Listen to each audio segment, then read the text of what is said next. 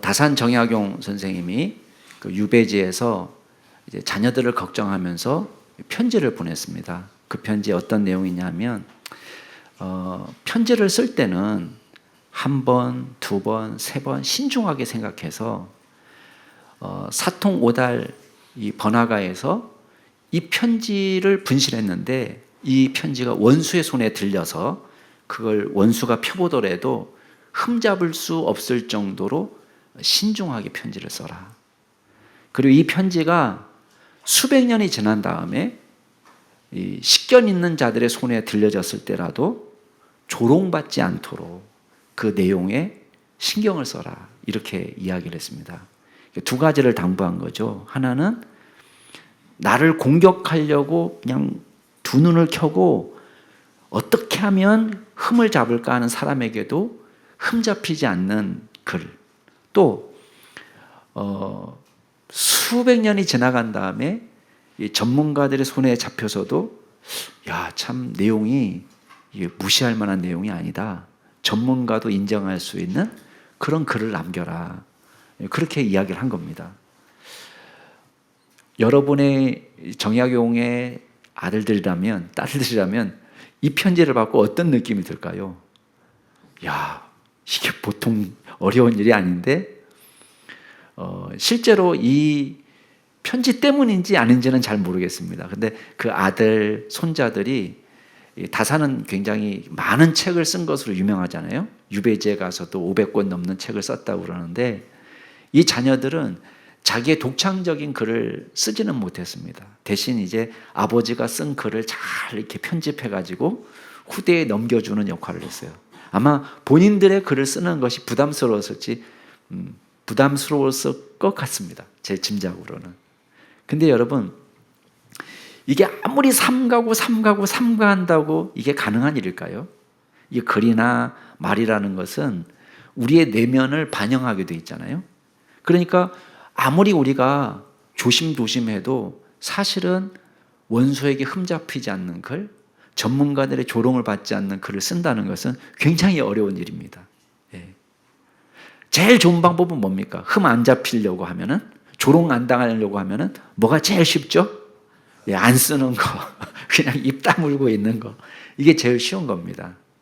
근데 이 진정성을 나타내는 것은 단순한 삼가는 것으로는 불가능하다는 거예요. 우리 진정성은 반드시 드러나게 돼 있어요. 그래서 어떤 정치가가 이제 수해 현장에 방문을 했는데 자원봉사를 우리가 난리가 나면은 물난리가 나면은 정치가들은 또 자기 이미지가 있으니까 거기 가서 자원봉사 하잖아요. 근데 이게 진정성이 있는지 없는지는 사실 카메라가 돌아갈 때보다는 카메라 꺼졌을 때가 더 드러나는 법입니다. 근데 이분이 카메라가 꺼진 줄 알고는 오늘 같은 날 좀 사진빨 받으려면은 비가 좀 더 왔으면 좋겠다. 이렇게 얘기하는 것이 방송을 탄 거예요. 그러니까 어떻게 됐겠어요? 난리가 나는 거죠. 아니 지금 사흘 동안 실종자들을 찾지 못해가지고 수색 작업을 벌이고 있고 여러 사람이 돌아가시고 지금 피해를 입어서 많은 사람들이 마음이 아팠는데 좀 사진빨 잘 나올 좀 비가 좀 더 왔으면 좋겠다. 이게 할 말이냐? 공격을 많이 받았습니다. 근데 어디 그분뿐입니까? 사실 우리도 진정성을 가지고 선한 일을 한다는 것은 굉장히 어려운 일입니다. 지난주 말씀이나 오늘 말씀이나 우리에게 가르치는 건 뭐냐면 크리스찬의 윤리예요. 근데 지난주 우리 5장 1절 말씀에서는 우리를 뭐라고 이야기했냐면 사랑받는 자녀라 이렇게 이야기했습니다. 자, 주어는 나와 있지 않지만 누구의 사랑받는 자녀라는 뜻이겠어요?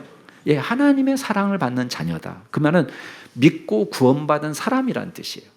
그렇기 때문에 그 다음 이어지는 말이 하나님을 본받는 사람이 되어라. 쉽게 말하면 하나님이 우리 아버지가 되시니까 아버지를 본받는, 부모를 본받는 사람이 되어라. 그 말씀을 하는 거예요. 근데 오늘 말씀은 뭐냐면 빛의 자녀답게 살라는 것입니다. 그래서 우리가 실제 이 현실에서 경험하는 것은 뭐냐면 크리스찬이라고 말을 하는데 세상의 평균의 도덕적인 수준, 윤리 수준에도 미치지 못하는 삶을 사는 소위 크리스찬들이 많다는 거예요. 그럼 뭔가 이게 잘못돼 가고 있는 것입니다. 성경은 우리에게 그렇게 말하고 있지 않은데 지금 뭔가 아무리 삼가고 조심하려고 해도 빛의 자녀답게 살지 못하고 있다면 어디서 고장이 났다 이거는. 왜냐하면 사랑받는 자녀는 부모님을 본받게 되어 있고 빛의 자녀는 빛의 삶을 살게 되어 있는데 그 삶을 살지 못하고 있다. 여기서 문제를 우리가 발견할 수 있는 거예요. 그래서 오늘 세 가지를 이야기하려고 하는데 첫 번째는 뭐냐면 성도의 정체성에 대한 이야기입니다. 우리는 빛의 자녀다. 빛이다. 이렇게 얘기합니다. 성도의 정체성. 두 번째는 뭐냐면 성도의 윤리. 빛의 열매를 맺으라 라는 것입니다. 세 번째는 성도의 궁극적인 사명. 그게 뭐냐면 빛의 사명. 우리가 있는 곳이 빛으로 변화되는 빛을 전파하는 사명이 있다라는 것을 이야기할 겁니다. 자, 첫 번째는 뭐냐면 바울을 성도들을 향해서 빛이라고 불러요. 빛, 우리의 존재, 정체성이 뭐냐? 우리는 빛이다. 자, 8절 한번 같이 읽어볼까요? 에베소 5장 8절 같이 읽겠습니다. 시작. 너희가 전에는 어둠이더니 이제는 주 안에서 빛이라. 빛의 자녀들처럼 행하라. 자, 전에는 어둠이었다 이렇게 이야기합니다. 이 어둠은 단순한 물리적인 어둠이 아니죠. 그냥 깜깜한 것을 말하는 것이 아니에요. 여기서 너희가 어둠이었다 이전에는 그 말은 영적 도덕적인 상태를 말합니다. 영적 도덕적인 상태가 뭐냐? 우리가 옛날에는 죄 지을 수밖에 없는 존재, 또 불순종할 수밖에 없는 존재로 살았다는 거예요. 여러분, 우리는 스스로 목사님 아니에요. 저는 선한 사람 살 수 있어요. 난 얼마든지 좋은 일을 할 수 있어요. 이렇게 말하시는 분들이 계십니다. 근데 우리는 정직하게 성경 우리에게 뭐라고 얘기하냐면 하나님의 도움 없이 하나님을 떠난 인간은 어두움 속에서 살았다. 아무리 깨끗하게 살아도 우리의 깨끗함인 거예요. 강아지가 아무리 밖에서 조심조심 발걸음을 걸어도 강아지 수준의 깨끗함인 거예요. 고양이 세수하는 거 여러분 본 적 있죠? 고양이 세수한다는 말 많이 하잖아요. 막 침 묻혀가지고 막 이렇게 닦잖아요. 근데 고양이 수준의 깨끗함이 우리가 볼 때는 한없이 더러운 거예요. 저와 여러분은 어둠 속에서 삽니다. 스스로 이 어둠에서 벗어날 능력이 없는 거예요. 스스로 벗어날 수 있다. 착각입니다. 마치 강아지 보고 가나다라를 가르치는 것과 똑같습니다. 여러분 혹시 강아지 키우시는 분들 오늘 집에 가셔서 한번 가나다라 따라해보라고 가르쳐 보세요. 가나다라. 자, 얼마 정도 시간 걸리면 가나다라 할 수 있을까요? 한 일주일 정도 시간 들이면 괜찮습니까? 아니면 10,000시간? 여러분 사칙 연산이 안 되는데 시험지 미적분 시험을 주면은 풀 수가 있나요? 지금 덧셈 뺄셈 곱셈이 안 되는데 미적분을 알 수가 있어요? 몇 시간 들이면은 풀 수가 있습니까? 이건 시간의 문제가 아닌 거예요. 아무리 많은 시간을 줘도 우리는 스스로 어둠 속에서 벗어날 수 없는 존재입니다. 그러니까 우리가 맺는 열매들마다 어떤 열매들이냐? 어둠의 열매들만 맺게 됩니다. 갈라디아서 5장에 보면 우리가 성령의 열매가 나오지만은 그 앞절에 19절부터 21절까지는 뭐가 나오냐면 육체의 열매들이 나옵니다. 근데 그 육체의 열매들을 가만히 보세요. 거기 보면은 뭐가 나오냐면 음행, 더러운 거, 호색, 우상숭배, 주술, 원수 맺는 거, 분쟁, 시기, 분냄, 당짓는 거 이런 것들이 나옵니다. 투기, 술 취함, 방탕함 이런 것들이 나옵니다. 근데 사실 여기에는 우리가 생각하는 그 끔찍한 범죄들은 아예 포함도 안 됐어요. 더 강력 범죄, 막 살인, 폭행, 강간 이런 건 들어가 있지도 않아요. 사기 이런 거 안 들어가 있어요. 우리가 볼 때는 목사님 이게 어때서요? 이 정도는 보통 아닌가요? 이렇게 말하는 것들이 여기 다 들어요. 이게 육체 열매들이에요. 여기 보면 주술도 나옵니다. 사람들이 얼마나 어리석으냐면 21세기 우주에 우주선을 쏘아 올리는 이 21세기의 과학의 시대에 무슨 예수를 믿어? 이러는 사람들이요. 오히려 점집에는 가는 거예요. 제가 가끔씩 해마다 연초에 제가 여러분 그런 일 하지 마세요. 해보고 일출 보면서 소원을 빌지 마세요. 제가 말했는데 금년은 조금 깜빡하고 말씀 안 드렸거든요. 예. 근데 새해 되면은 토정 비결 뭐 이런 거, 그 점집에 가가지고 오늘 새해 운세, 그 다음에 신문 쪼가리에 나오는 오늘의 운세, 야, 이런 거는 재미로라도 하면 안 되는 거예요. 타로 이런 거 재미로라도 하면 안 되는 거예요. 그 하나님이 미워하는 거예요. 어둠 속에 사는 거예요. 예. 여러분들이 제가 분명히 말씀드렸어요. 나중에 하나님 나라 가서 제가 못 들었습니다 이렇게 하면 안 돼요. 예. 이런 건 하면 안 돼요. 근데 공중파 TV에서 버젓이 방송을 한단 말이에요. 만약에 기독교의 우호적인 방송이 나오면 어떻게 됐을까요? 아마 방송국 폭파될 거예요. 그냥 막 전화 난리가 날 거예요. 근데 우리의 민속, 풍습, 관습이라는 이유만으로 한동안 그걸 방송하는 거예요. 무속인들이 나오고 막 신내림 이런 거 막 나오고 굿하는 거 나오고. 그게 잘못된 겁니다. 이 어둠의 일이라는 거, 어둠의 일. 그 결과는 뭐냐? 결국은 누가복음 1장에 보면요, 어둠하고 뭐가 같이 나오면은 어둠하고 죽음이 같이 나와요. 심판이라는 뜻이죠. 어둠의 삶은 심판이다. 근데 우리는 옛날에는 어둠이었는데 지금은 어떻게 됐다는 거예요? 8절 말씀에 뭐 이제는 주 안에서 빛이라 이렇게 이야기합니다. 근데 여기서 우리가 주목할 게 있습니다. 그게 뭐냐면 그냥 빛이 아니에요. 우리는 발광체가 아닙니다. 스스로 빛을 발하는 존재가 아니라 어디 안에 있을 때에 빛이 되는 거예요? 주 안에 있을 때에 빛이 되는 거예요. 하나님이 빛이시기 때문에 우리가 빛이 되는 것입니다. 이게 중요합니다. 여러분 성경에 보면 하나님을 빛이라고 이야기합니다. 예수님도 이 세상에 오셨을 때 요한복음은 예수님을 참 빛이라고 이야기합니다. 이 세상에 빛이 왔다. 이 생명은 사람들의 빛이다. 이렇게 이야기합니다. 그래서 우리가 빛의 신분을 가질 수 있는 유일한 비결은 뭐냐? 주 안에 있을 때에. 그래서 요한복음 8장 12절에 보면 뭐라고 되어 있냐면 예수님이 이렇게 말씀하십니다. 나는 세상의 빛이라. 나를 따르는 자는 어둠에 다니지 아니한다. 이렇게 이야기합니다. 예수님을 따라다닐 때에 우리가 빛이 되는 것입니다. 그래서 하나님으로부터 독립된 빛은 없어요. 그러니까 저와 여러분이 추구하는 건 뭐냐면 하나님으로부터 독립된 존재가 되는 것이 아니라 철저히 하나님에게 의존하는 존재가 되는 것입니다. 예전에 제가 말씀드렸어요. 하나님께 철저히 의존하는 존재. 그러니까 신앙이 좋다는 건 뭐냐면 나는 할 수 있습니다. 뭐든지 할 수 있습니다. 이게 신앙이 좋은 사람이 아니에요. 신앙이 좋다는 건 뭐냐면 나는 할 수 없지만 내 안에 계신 주님이 하십니다. 이게 좋은 신앙인 거예요. 그래서 용기가 막 나고 나 다 할 수 있어.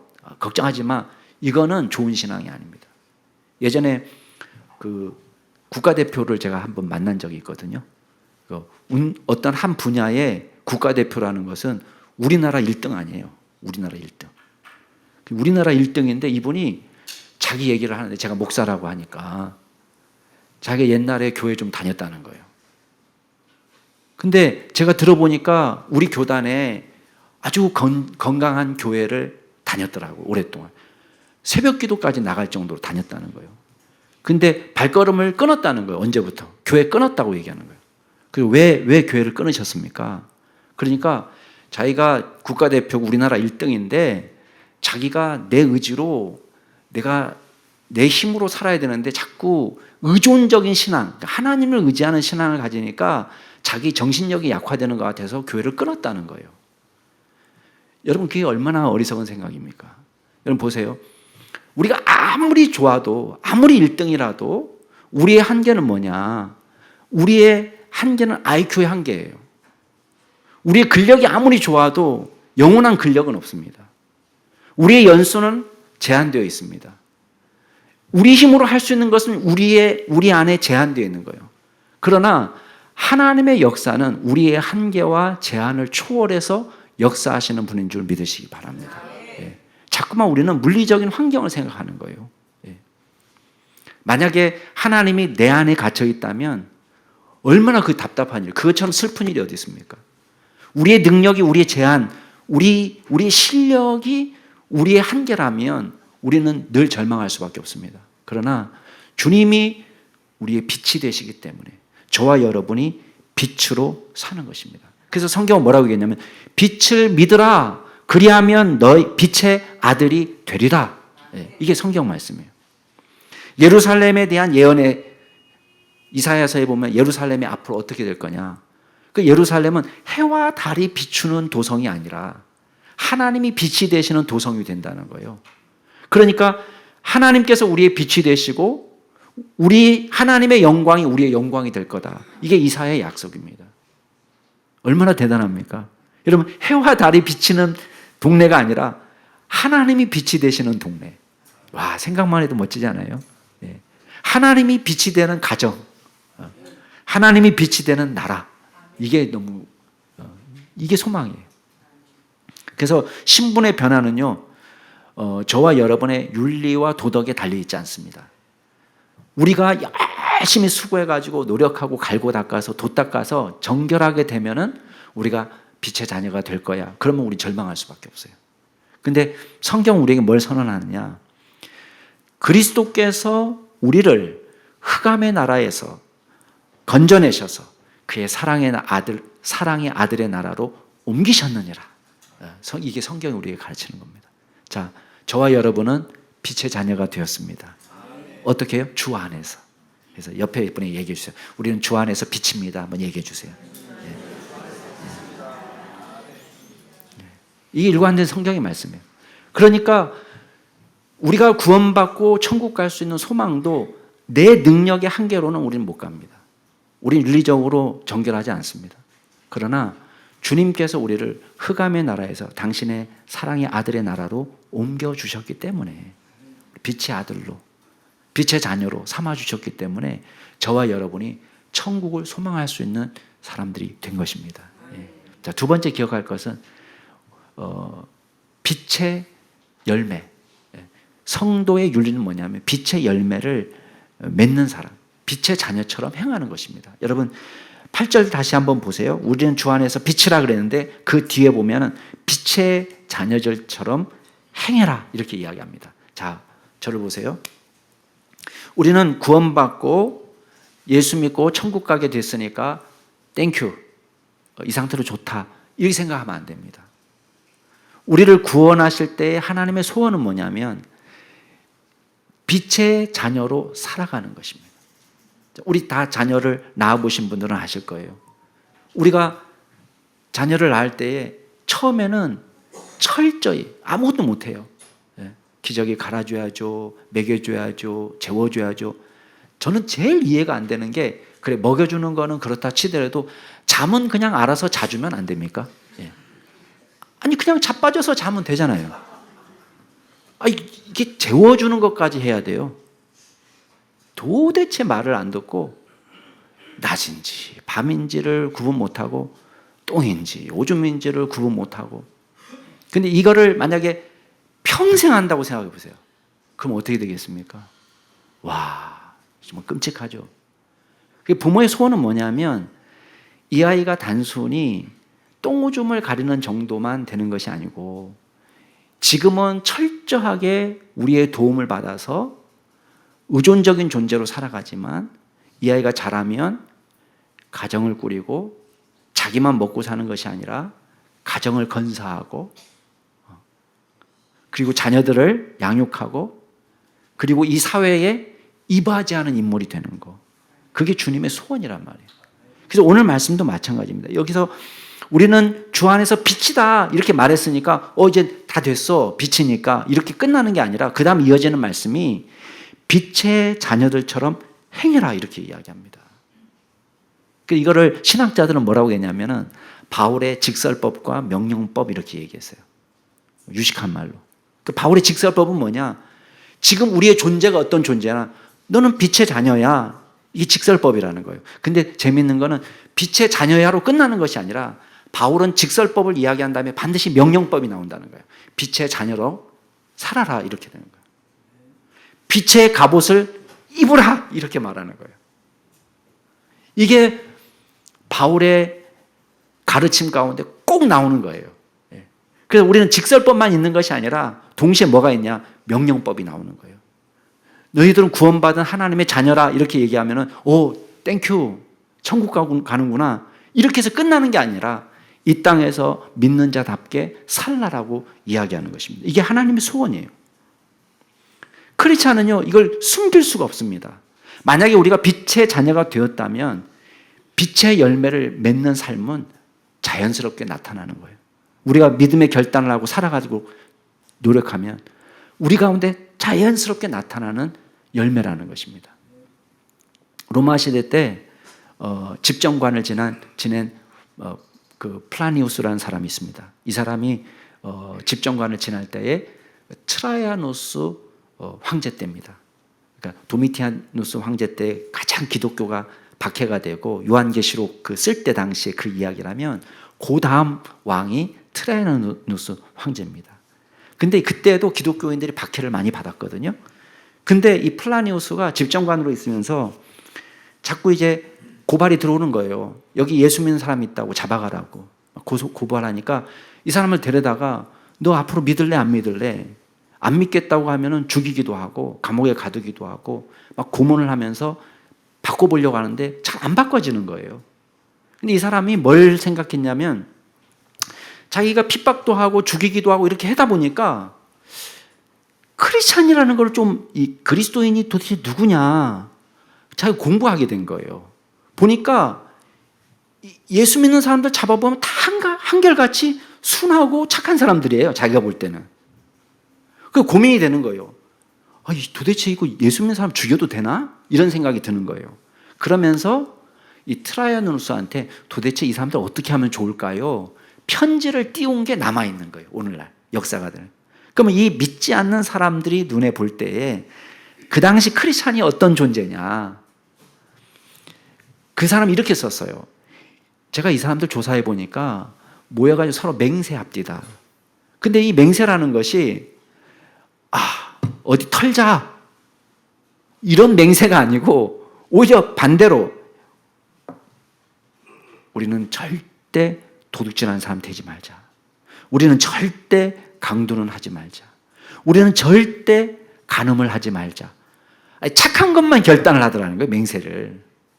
보통의 집단들은 모이면은 어디 털자, 공격하자, 빼앗자 이걸 결단하는데 이 사람들은 결단한다는 것이 맹세한다는 것이 이렇게 살지 맙시다. 이렇게 살지 맙시다. 그러니까 선한 것만 결단한다는 거예요. 기껏 결단한다는 것이 우리가 가진 재산을 필요할 때는 기꺼이 내어놓아서 다른 사람을 도와줍시다. 이런 걸 결단한다는 거예요. 이게 믿지 않는 그 당시 정치가가 볼 때의 크리스찬의 모습이었습니다. 3세기에 역사가 디오니시우스라는 사람이 있는데 이 사람이 그 당시 크리스찬들이 어떻게 살았는지를 기록하는 내용이 나옵니다. 근데 그 당시에 로마에 전염병이 확 돌았어요. 그러니까 다 요즘처럼 뭐 바이러스에 대한 지식이나 또 세균에 대한 지식이 오늘날 사람들처럼 있지 않잖아요. 근데 본능적으로 그 당시 사람들도 뭘 알았냐면 연병에 든 사람하고 접촉하는 사람은 죽더라. 그러니까 병에 걸렸는데 돌보질 않는 거예요. 가족이라도. 왜? 내가 죽으니까. 근데 이 크리스찬이라는 사람들이 연병에 든 사람들을 기꺼이 돌보고 자기 죽기를 각오하고 헌신하고 먹여주고 간호하고 도와주고 이런 일을 하더라는 거예요. 그래서 이 모습을 보면서 오히려 믿지 않는 사람들 중에 개종하는 사람들이 있더라. 이걸 기록하고 있습니다. 여러분 이게 빛의 열매의 특징입니다. 여러분 11절 말씀에 보면은 너희는 열매 없는 어둠의 일에 참여하지 말고 도리어 책망하라 라고 말합니다. 여러분 일단은 빛의 열매를 맺으려면 먼저 해야 되는 게 뭐예요? 어둠의 일을 뒤로 하는 거예요. 어둠의 일을. 어둠의 일에는 참여하지 말아야 되는 거예요. 아우구스티누스가 젊었을 때 방탕한 삶을 살았습니다. 근데 이 사람이 어느 날 정원을 거닐다가 하나님의 음성을 듣습니다. 펼쳐서 읽으라는 거예요. 그래서 성경을 읽으라나 보다. 그리고는 성경책을 펴서 읽어서 나온 구절을 보고 깜짝 놀랐습니다. 그 구절 때문에 아우구스티누스가 회개하고 돌아섰습니다. 그 구절이 무슨 구절인지 알고 싶지 않으세요? 알고 싶죠. 한번 찾아보겠습니다. 로마서 13장 12절부터 14절까지 한번 보세요.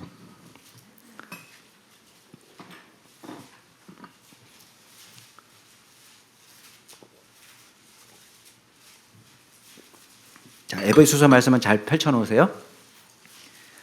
로마서 13장 12절부터 14절 말씀까지. 로마서 13장 12절부터 14절 말씀까지 같이 한번 읽겠습니다. 시작.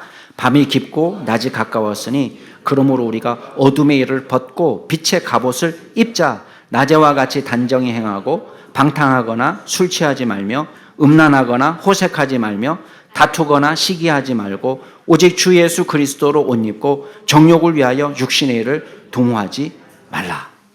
여러분, 당시 로마 사회에 만연한 게 뭡니까?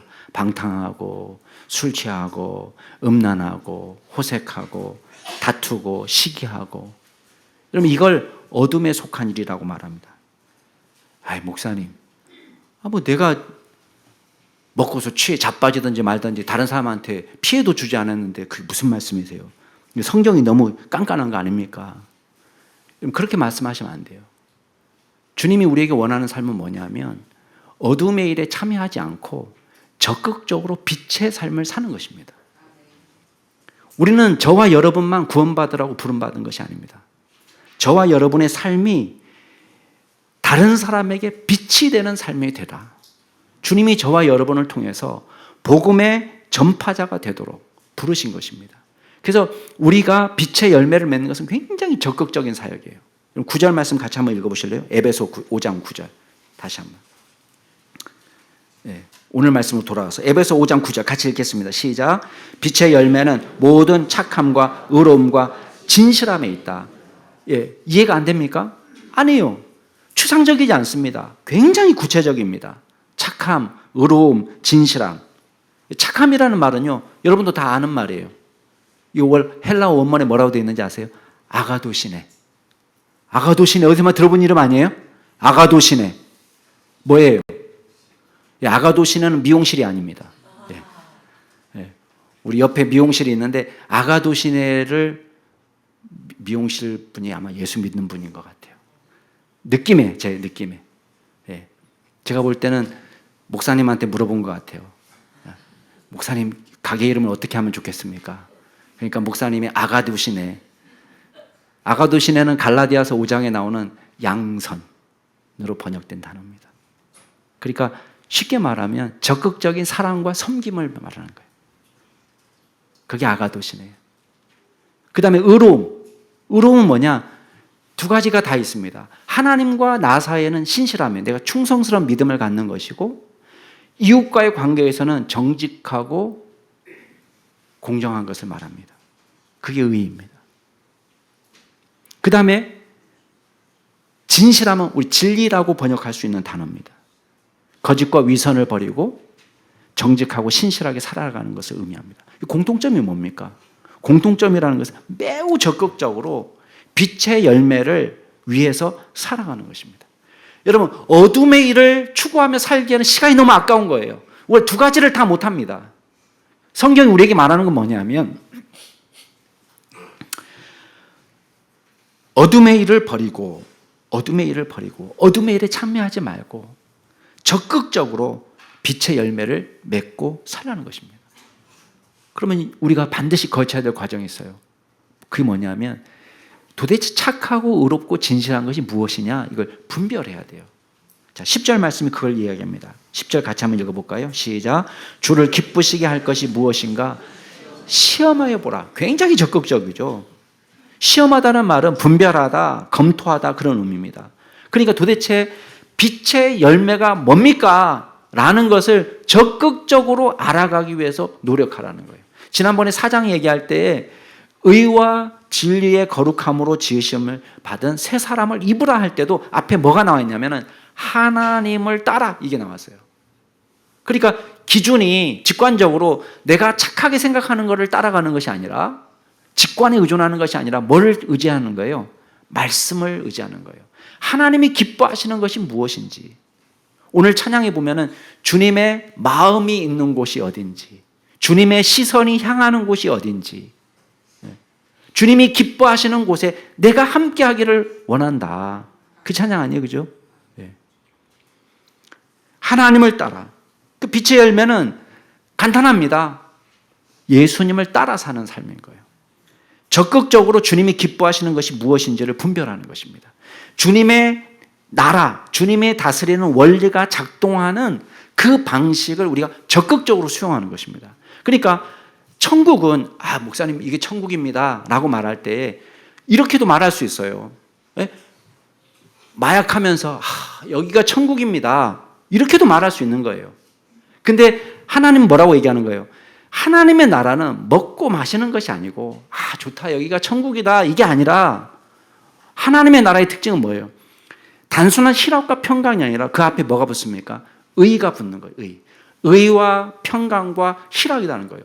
그러니까 진짜 하나님의 나라는 뭐냐면 그냥 재미있고 즐겁고 놀고 마시고 이게 천국이 아니라 하나님의 통치 원리가 작동하는, 하나님의 다스림이 나타나는 그곳이 하나님을 기쁘게 하는 것이고 사람에게 칭찬을 받는 것이고 저와 여러분이 빛의 열매를 적극적으로 맺는 믿음의 종들이 될 수 있기를 주의 이름으로 축복합니다. 자, 마지막으로 우리의 사명은 어둠을 몰아내고 우리 자신 안에 어둠을 몰아내고 이웃의 회복까지 나타나는, 그러니까 쉽게 말하면 빛의 전파, 빛의 전염, 이것이 우리의 사명입니다. 그러니까 나만 아니면 돼 이게 아니에요. 나만 아니면 돼가 아니라 우리를 통해서 빛이 전파되는 거예요. 빛이 전염되는 것입니다. 그럼 11절 12절 같이 한번 읽어볼게요. 11절 12절 시작. 너희는 열매 없는 어둠의 일에 참여하지 말고 도리어 책망하라. 그들이 은밀히 행하는 것들은 말하기도 부끄러운 것들이라. 자, 여기 보면 도리어 책망하라 라고 말하는 이 책망은 뭐냐? 이거는 비난하고 정죄하는 걸 의미하는 게 아닙니다. 뭘 의미하냐면 죄를 폭로하되 올바른 길로 인도하는 것까지 포함시키는 거예요. 그러니까 어둠의 일에 우리가 참여하지 않고 오히려 우리가 빛 가운데 사는 삶을 통해서 이 세상에 경종을 울리는 거예요. 저 인간들은 도대체 뭐냐? 어떻게 저렇게 살 수 있냐? 이거를 말로 하는 것이 아니라 우리의 삶으로 이 세상에 경종을 울리는 것입니다. 말은 다 쉬워요. 여러분 바리새인들이 한 일이 그겁니다. 제일 쉬운 건 뭐냐? 저놈 나쁜 놈이네 이렇게 말하는 건 쉬운 거예요. 야 쟤랑 놀지 마라 잘라내는 건 쉬운 일이에요. 그건 다 해요. 누구든지. 우리는 주변에 자기가 옳다는 사람은 수없이 많이 만납니다. 야 저놈 나쁜 놈이네 이건 너무 쉬워요. 그렇지만 내가 빛의 열매를 맺고 사는 것은 쉽지 않습니다.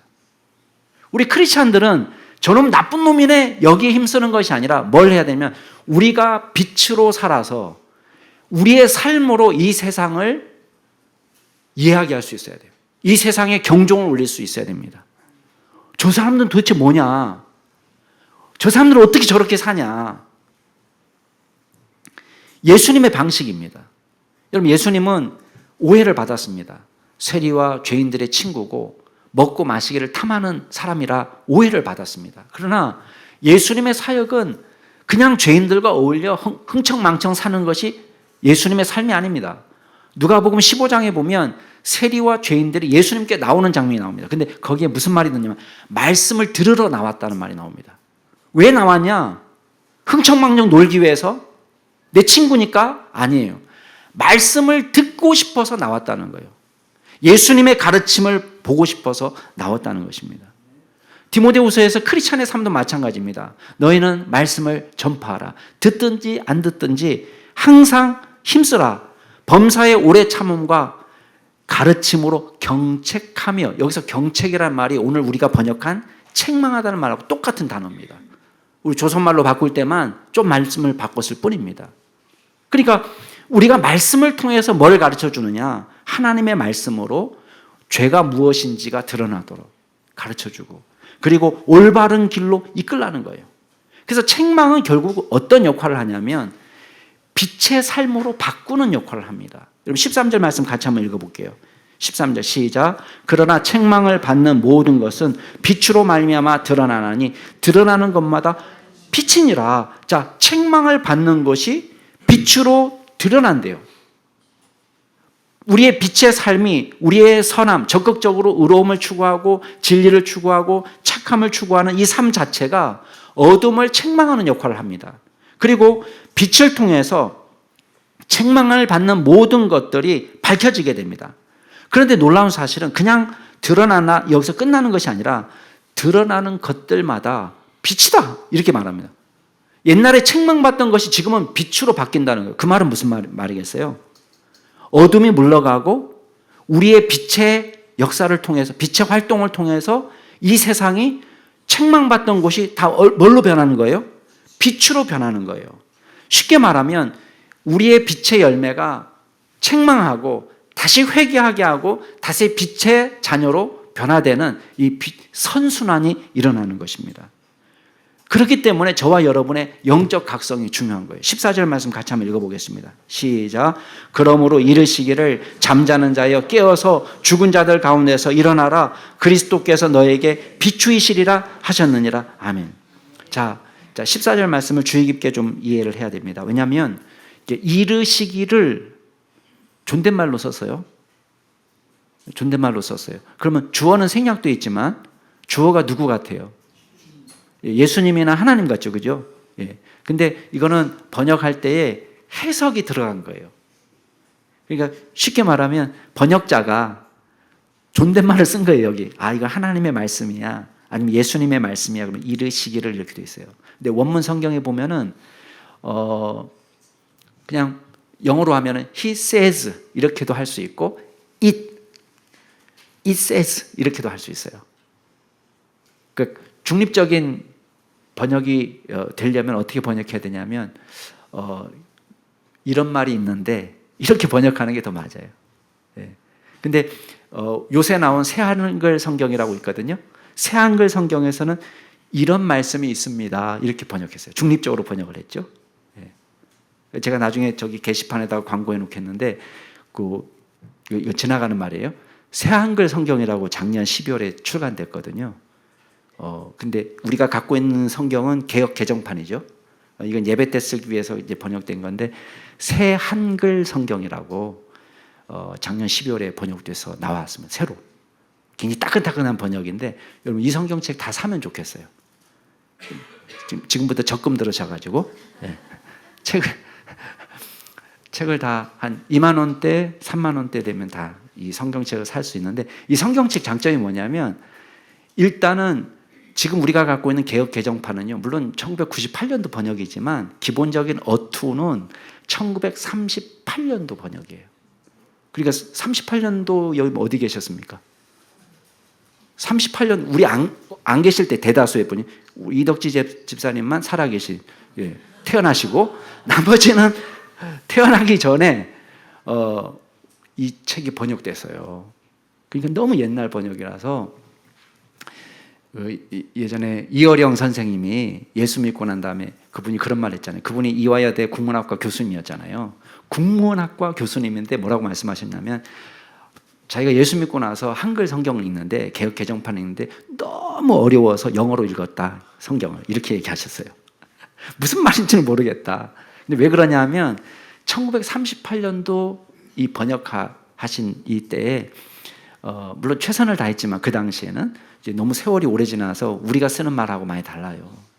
근데 이 새한글 성경은 제가 아는 교수님이 이 책임을 맡아가지고 이분이 우리나라 신구약 성서학자 36명을 모아가지고 36명이 달라붙어가지고 한 12, 13년 지금 이 작업을 했어요. 그리고 국문학자 3명이 여기 달라붙어가지고 우리말을 다듬었습니다.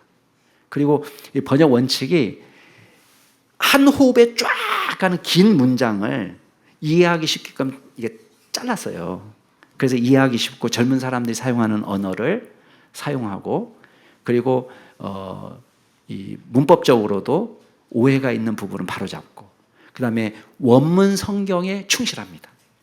물론 개역개정판도 원문 성경에 충실하지만 기본적인 성경 번역 원칙을 그렇게 잡았기 때문에 여러분들이 2025년도 통독 작업은 새 한글 성경과 함께 그렇게 하면은 좋습니다. 그래서 다른 거 사시면 안 돼요. 새 한글 성경, 새 한글인데 새 한글 성경. 그거를 무슨 팡에서 주문하셔도 되고 인터넷 무슨 보문고에서도 이제 하셔도 되고, 그다음 대한성서공회에 연락하셔서 사셔도 되고 그렇습니다. 근데 제가 지나가는 얘기했는데 성경은 돈 주고 사는 거예요. 꼭. 그래서 누구 사달라고 하지 마시고 여러분이 잘 아끼고 굶어가면서 돈 잘 모으셔가지고 사시기 바랍니다. 예. 그런데 이 성경이 뭐라고 번역했냐면 이런 말씀이 있습니다. 이렇게 번역을 했어요. 잘 번역된 거죠.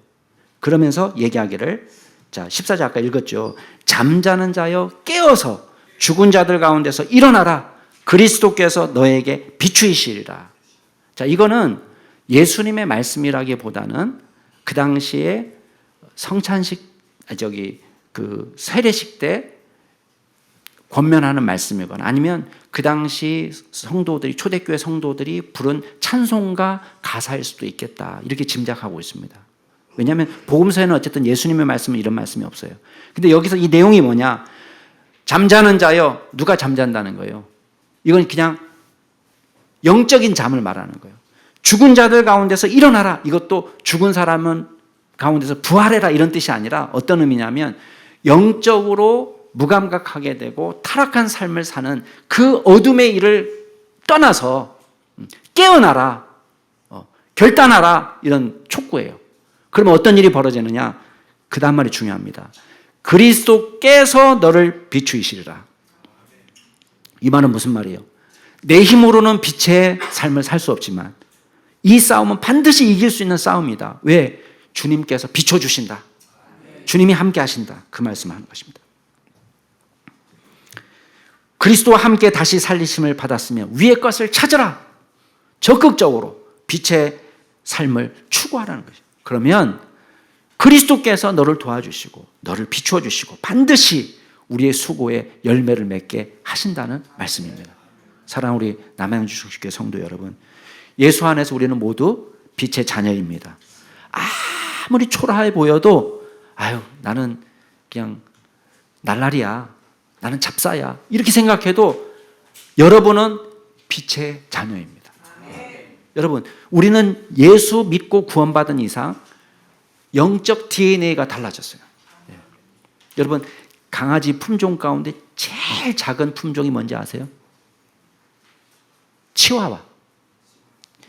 기네스북에 올라간 개 가운데 가장 성견이 되고 작은 개, 기네스북에 올라간 개가 몰리라는 개인데, 이름은 제가 틀릴 수 있어요. 예. 나중에 조사해 보세요. 어쨌든 그 개인데 키가 요 어른들 한 뼘이 한 20cm 된다고 그래요. 20cm. 근데 한 15cm밖에 안 돼요. 몸무게가 500g밖에 안 돼요. 성견인데. 그게 기네스북에 올라갔습니다. 근데 반대로 제일 큰 품종, 그레이트 데인이라는 품종인데 요 개는요, 제우스라는 개예요. 그거 맞아요, 이름이. 제우스인데 키가 어느 정도 되느냐? 이렇게 선 키가 네 발로 이렇게 돼서 어깨까지 잰 키가 1.2m예요. 딱 두 발로 뒷발로 서면은 2.2m 키가. 그리고 몸무게가 보통 이 개의 품종은 90kg 정도 나가면 잘 나가는 건데 얘는 100kg가 넘어요. 물론 공식적인 기록은 밝히지 않았습니다. 그렇게 짐작하는 거예요. 왜냐하면 키가 중요하니까. 여러분, 그레이트 데인의 제우스는 개입니다. 엄청 큰 개입니다. 자, 치와와는 개일까요? 아닐까요?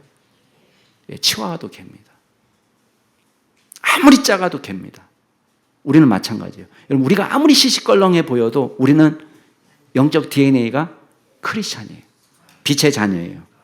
빛의 자녀답게 어둠의 일을 버리고 빛의 열매를 맺을 수 있기를 결단하시기 바랍니다. 우리의 능력의 한계를 인정하고 하나님이 기뻐하시는 일이 무엇인지 분별하시기 바랍니다. 그리고 말씀에 복종하여 우리의 구체적인 삶을 통해서 역사해 주실 주님을 바라보며 나아가는 저와 여러분이 될 수 있기를 주의 이름으로 축복합니다. 기도하겠습니다.